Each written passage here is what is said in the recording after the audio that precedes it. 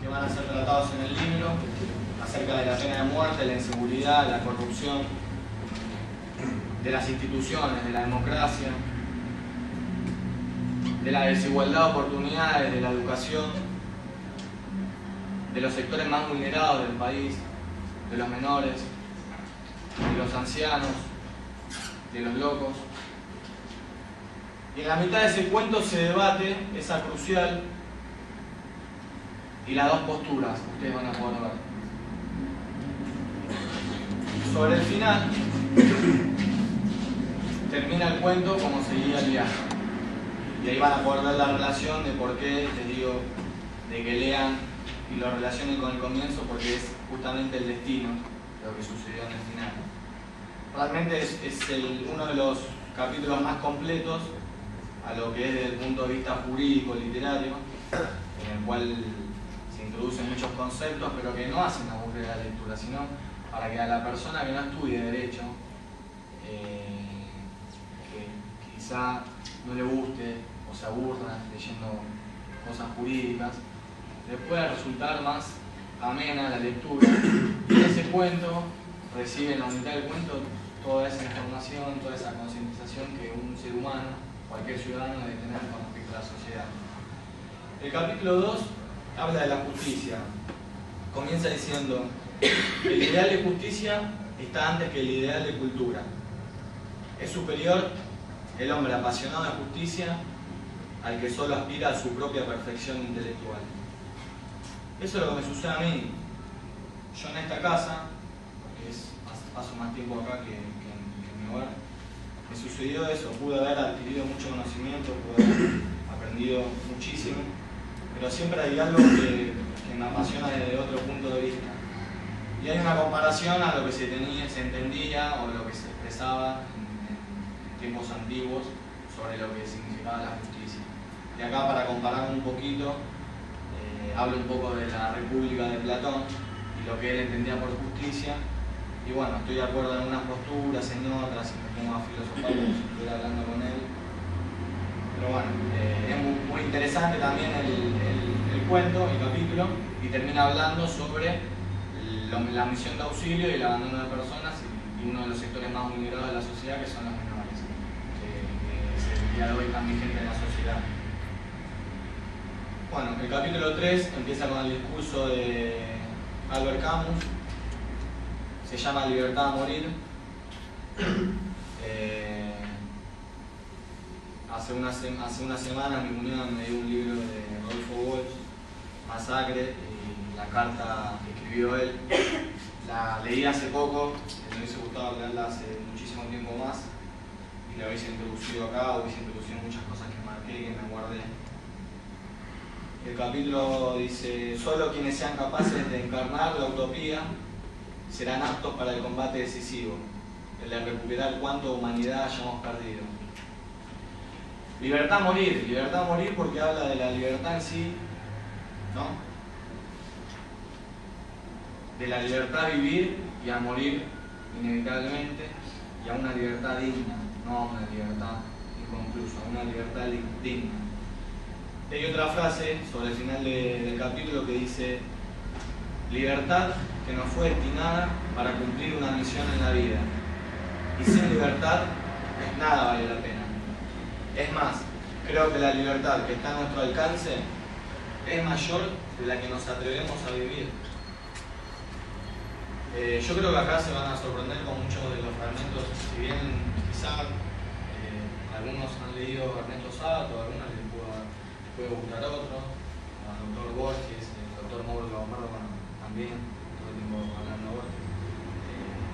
Yo creo que es uno de los escritores más interesantes de la literatura argentina, más que nada, no como cuentista, sino como ensayista, porque no hay ensayistas. Sabato fue uno de los pocos y uno de los grandes.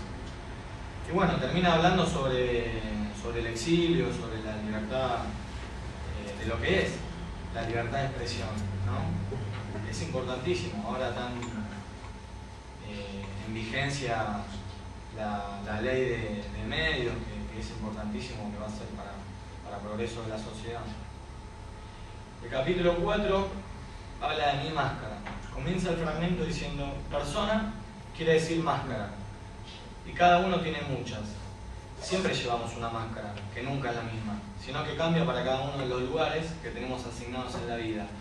La del profesor, la del amante, la del intelectual, la del héroe, la del hermano cariñoso. Pero, ¿qué máscara nos ponemos o qué máscara nos queda cuando estamos en soledad? Cuando creemos que nadie nos observa, nos controla, nos escucha, nos exige, nos suplica, nos intima, nos ataca. Dice Sábato, ¿acaso el carácter sagrado de ese instante se debe a que el hombre está entonces frente a la divinidad? O por lo menos ante su propia implacable conciencia. Bueno, este capítulo habla de otra institución que no es justamente del derecho, sino del amor, que todos los seres humanos tuvimos en algún momento de la vida. Y bueno, sencillamente eso, habla todo el capítulo del amor. No hay otra pertenencia. El capítulo 5 se llama Geriátrico del Olvido y comienza así. Este fragmento no sé si es de antes del fin o de la resistencia, pero bueno. Sí, dice, la pertenencia del hombre a lo simple y cercano se acentúa aún más en la vejez, cuando nos vamos despidiendo de proyectos y más nos acercamos a la tierra de nuestra infancia. Y no a la tierra en general, sino a aquel pedazo, a aquel ínfimo pedazo de tierra en que transcurrió nuestra niñez, en que tuvimos nuestros juegos y nuestra magia, la recuperable magia y la irrecuperable niñez. Y entonces recordamos un árbol, la cara de algún amigo, un perro, un camino polvoriento en la siesta de verano, con su rumor de cigarros y una rollita. Cosas así, no grandes cosas, sino pequeñas y modestísimas cosas, pero que en el ser humano adquieren increíble magnitud, sobre todo cuando el hombre que va a morir solo puede defenderse con el recuerdo. Así, no es dado ver a muchos viejos que casi no hablan y todo el tiempo parecen mirar a lo lejos, cuando en realidad miran hacia adentro, hacia lo más profundo de su memoria. Porque la memoria es lo que resiste al tiempo sus poderes de destrucción. Este capítulo, como bien dijo el doctor, está dedicado a la memoria de mis abuelos, dos de mis abuelos, y a mi madre, que los cuidó hasta el último momento de su vida.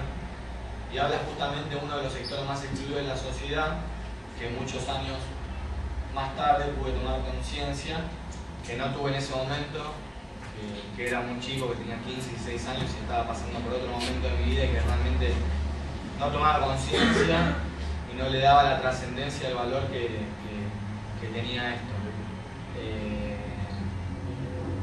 Pero el efecto tarde o temprano llegó porque a esta altura del partido de mi vida, escribir esto, yo escribo cuando realmente siento y sentí escribir esto, porque es triste ver a la gente vivir allí o su última época de su vida vivir allí en condiciones que no son las queridas, que los familiares abandonan y que no van a visitar más. Yo no viví de esa manera porque mis padres iban todos los días a ver a mis abuelos, iban a cumpleaños, llevaban cosas, cumpleaños de mis abuelos que traían abuelitos en casa, todos los 25 de mayo.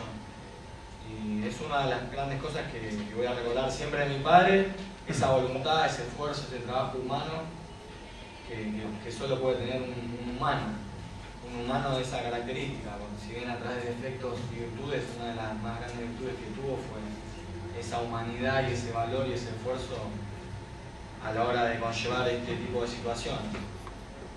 El capítulo 6, abordaje, dice: cualquier historia de las esperanzas y desdichas de un solo hombre, de un simple muchacho desconocido, podría abarcar a la humanidad entera. El fragmento es buenísimo. Comienza el libro hablando justamente, no voy a hablar de Maradona, dice el libro, ¿no? Porque dice, cualquier historia de las esperanzas y desdichas de un solo hombre, de un simple muchacho desconocido, podrá abarcar a la humanidad entera. Un simple muchacho desconocido era Maradona, como lo es Carlos Tevez, como lo es muchísimos profesionales, ¿no? Y abarcó la humanidad entera. Maradona abarcó a la humanidad entera, por lo menos. Yo lo mamé de mi infancia con mi hermano y me transmitió eso, me transmitió pasión,